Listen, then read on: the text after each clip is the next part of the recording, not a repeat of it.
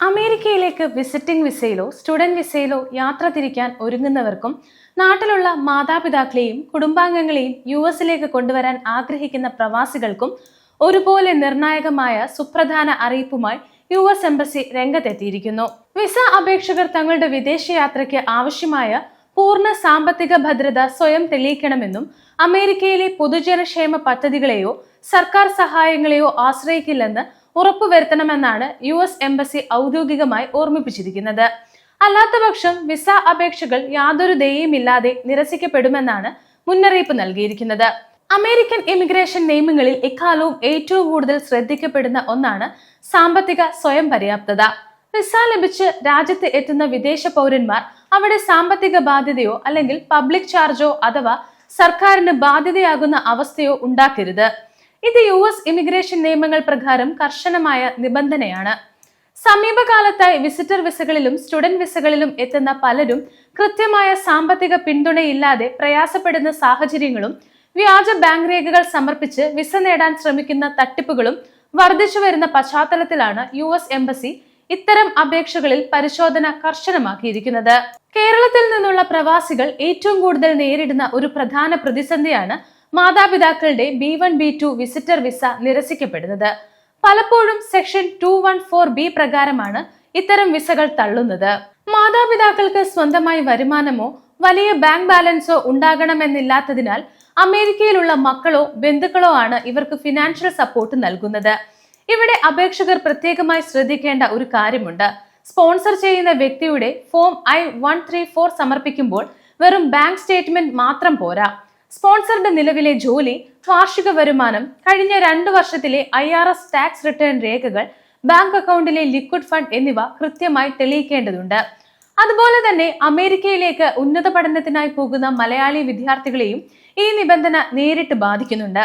F1 student visa ഇന്റർവ്യൂവിന് ഹാജരാകുമ്പോൾ admission ലഭിച്ച സർവകലാശാല നൽകുന്ന ഫോം I-20ൽ രേഖപ്പെടുത്തിയിരിക്കുന്ന ആകെ തുക, ട്യൂഷൻ ഫീസും 1 വർഷത്തെ താമസ ചെലവും പൂർണ്ണമായും കവർ ചെയ്യാൻ ആവശ്യമായ ഫണ്ട് കൈവശമുണ്ടെന്ന് തെളിയിക്കണം. ഇതിനായി അക്കൗണ്ടിൽ കാണിക്കുന്ന തുക പെട്ടെന്ന് വിസ ഇന്റർവ്യൂവിന് തൊട്ടു മുമ്പ് ഡെപ്പോസിറ്റ് ചെയ്തതാകരുത്.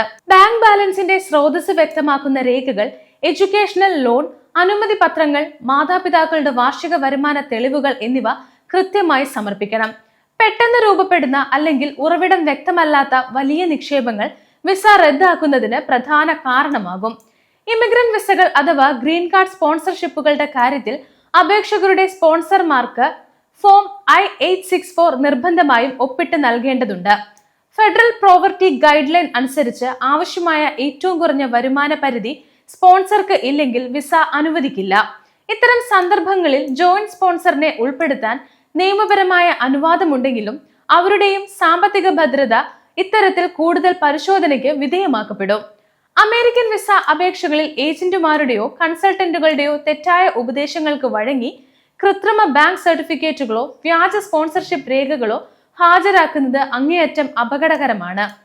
ഇത്തരം തട്ടിപ്പുകൾ കണ്ടെത്തിയാൽ അപേക്ഷകർക്ക് അമേരിക്കയിലേക്ക് സ്ഥിരമായ യാത്രാവിലക്ക് നേരിടേണ്ടി വരും.